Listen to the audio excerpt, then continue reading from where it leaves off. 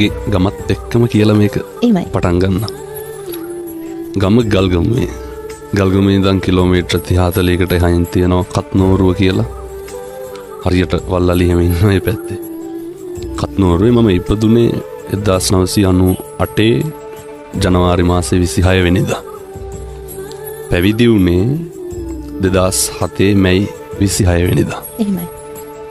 පැවිදි වෙනකොට මට වයස අවුරුදු 9යි.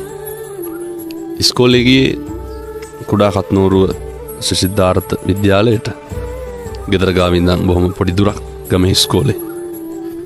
ගමේ ඉස්කෝලෙන් මූලික අධ්‍යාපනය ලැබලා ඔය නිකවරටියේ තියෙනවා පිරිවනක් සමදරාපිටිය ශ්‍රීපාලිත විද්‍යායතනය කියලා. එහෙමයි. බොහොම කීර්තිමත් ආයතනයක්. දහස් ගාණක් පොඩි හාමුදුරුවෝ ශිෂ්‍යෝ ඉගෙන ගත්ත තැන.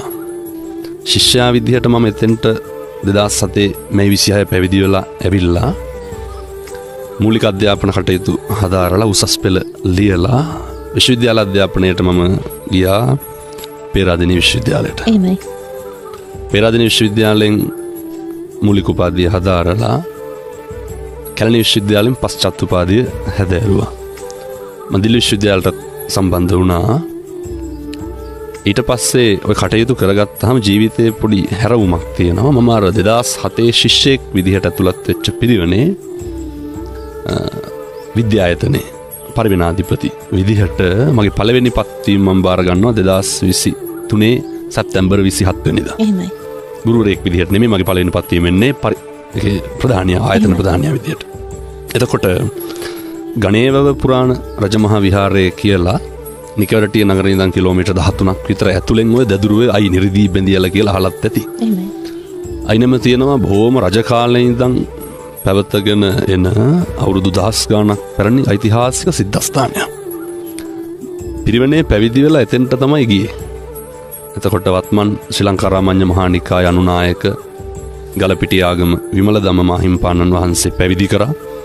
ගලපිටිය ආගම වජිරවංශ ගෞරවනීය ලොකු හාමුදුරුවන් වහන්සේ විසින් ජීවිතේ හරි ගස්සලා දුන්නා. හාතිගම්මන උත්තරානන්ද හාමුදුරුවෝ එහෙම. එතන තමයි අවුරුදු දැන් 18ක් විතර ජීවිතේ සියලු කටයුතු හැඩගස්වගෙන පෙළගස්වගෙන කරන්නේ. එහෙමයි.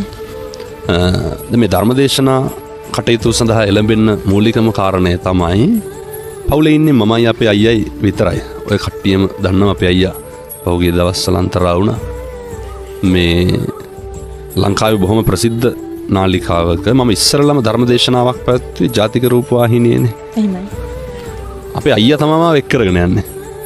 අයියාගේ අඳුරුම්කමට සම්බන්ධකමට දැන් එතකොට මේ ලෝකයක් බනහන්නේ කාට පින් සිද්ධ වෙන්නද? අයියාට පින් සිද්ධ වෙන්න. අයියා තමයි ඒ ලෝකයට දහම් පණිවිඩය බෙදන්න අවශ්‍ය මාවත හරි ගස්සලා දුන්නේ. ඒවා අහම්බේ.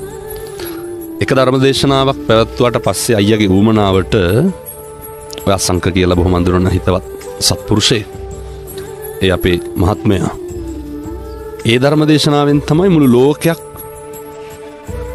ධර්ම ශ්‍රවණයට මගෙන් ඉඩ කඩ හදාගත්තේ. එහෙමයි. කොච්චරද කියනවා නම් ඒ ආරම්භයේ තරම ලෝකේ විවිධ රටවලින් දේශනාවලට ආරාධනා කරනවා. 2027 මාර්තු වෙනකම් පන්සලට මිනිස්සු ඇවිල්ලා බණ බාරන් තියෙනවා. එහෙමයි. මේ මම බාර අරගෙන නෙමෙයි, පන්සලේ පොතක් තියෙනවා නැති වෙලාවට ඇවිල්ලා ලියලා ගිහින් තිනවා. දැන් 2026 අවුරුද්ද සම්පූර්ණයෙන්ම පිරීලා 2027 වෙනකම්. එතකොට එක මාසයකට එක රටකට වැඩියත් අවුරුද්දක ඉඩ කඩ මදි වෙනවා. මේකේ මේ කාරණා සියල්ලම විශ්මතු කරන්නේ සනරාමර සෙවන හොඳට ගැලපෙනවා මේකට. ඇයි මෙච්චර මිනිස්සු බනහන්නේ?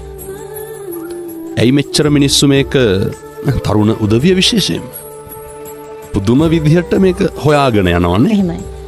පහුගිය දවස්වල කුරුවිට පෙත්තාවිල ධර්මදේශනාවකට වැඩිය මම දැකලා තියෙන්නේ මියුසිකල් ෂෝ වල විතරයි තරුණයෝ හිටගෙන ඉන්නවා පැය ගණන්. එහෙමයි. පැය දෙකක් විතර පොද වැස්සේ මේ තරුණ මහත්තුරු ඒ තරුණ ළමයි දඩබ්බර වයසනේ හිටගෙන ඉන්නවා දහස් ගාණක් පාරේ. මොකටද? බනහන්න. එතකොට දැන් තරුණයන්ගේ වැරද්දක් තියනවද? නැහැ. එතකොට මොකටද මිනිස්සු මෙච්චර පොරකකා දින ඉල්ලන්නේ? මිනිස්සුන්ට බණ අහන්න. මිනිස්සු අවුරුදු ගණන් බලාගෙන ඉන්නේ මම එනකම් බණක් අහන්න. එතකොට පින්නතුනේ අපිට හැඟෙනවා තේරුම් යනවා මිනිස්සුන්ට බණ අහන්න ඕනේ. ඒකෙන් පැහැදිලි වෙන කාරණේ තමයි මිනිස්සු පිච්චෙනවා. එහෙමයි. මිනිස්සු ගැටලු වල ඉන්නේ. මිනිස්සු හරි ආතතියෙන් මිනිස්සු හරි පීඩණයෙන් ඉන්නේ. ඒ ආතතිය සහ පීඩනය මත මිනිස්සුන්ගේ භාවයන් ක්‍රියාත්මක වීමත් එක්ක හොඳ නරක තීරණය වෙනවා මිසක් කල් මිනිස්සුන්ගේ වැරද්දක් නැහැ. ෆොටෝ එකක් වුණත් ලස්සන අර රැන්ඩම් කියනවා නේද? අනුත්සාහකව කෙරෙන දේවල් අර ජීවිත පරිඥානයත් එක්ක ගලපනකොට ඒක හරි ආකර්ශනීයයි.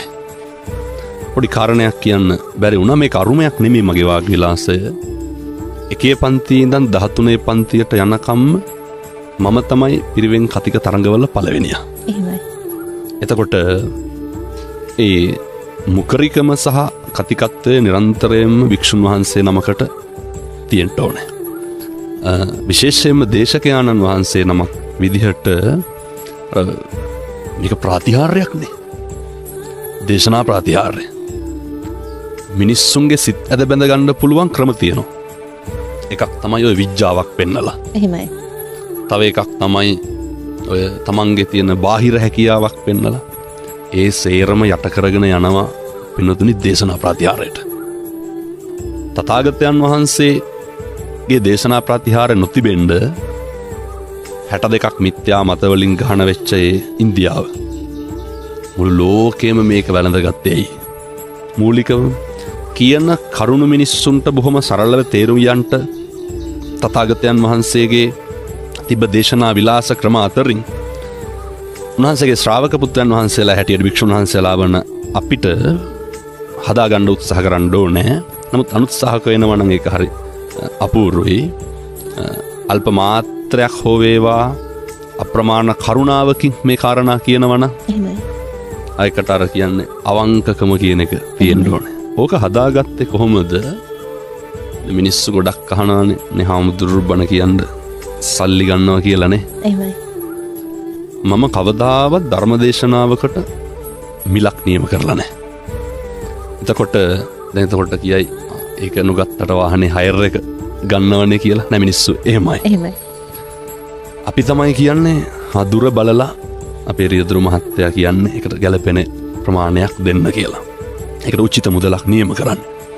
එතකොට මේ මිනිස්සු දැනගන්න ඕන කාරණා මේ ලාභ පුද්ගලික ලාභ ප්‍රයෝජන මත ධර්මදේශනා නොකිරීම ඒකාතක ආශ්චර්යයක්. මේක මිනිස්සු වැළඳ ගැනීම. මොකද මිනිස්සු බලනවා හැම වෙලේම හාමුදුරු දැන් උසාවිවල නඩු කතා කරන්න ලෝයස්ලා අරගෙන යන්නේ. එහෙමයි. සල්ලි දීලා ලෝය කෙනෙක් ගන්නවා. නඩුව කතා කරලා ඉවරුනාට පස්සේ ඒක ඉවරයි නැතනේ. එතන ඉවරයි. බණ කියන ඒවා එහෙම වෙලා බෑ. ඒක අර හාමුදුරු කෙනෙක් සල්ලි දීලා අරගෙන ගිහිල්ලා බණක් කියවනවා ඒක සමානයි අර ලෝය කෙනෙක් අරගෙන ගිහිල්ලා නඩුව කතා කරලා යන එකට.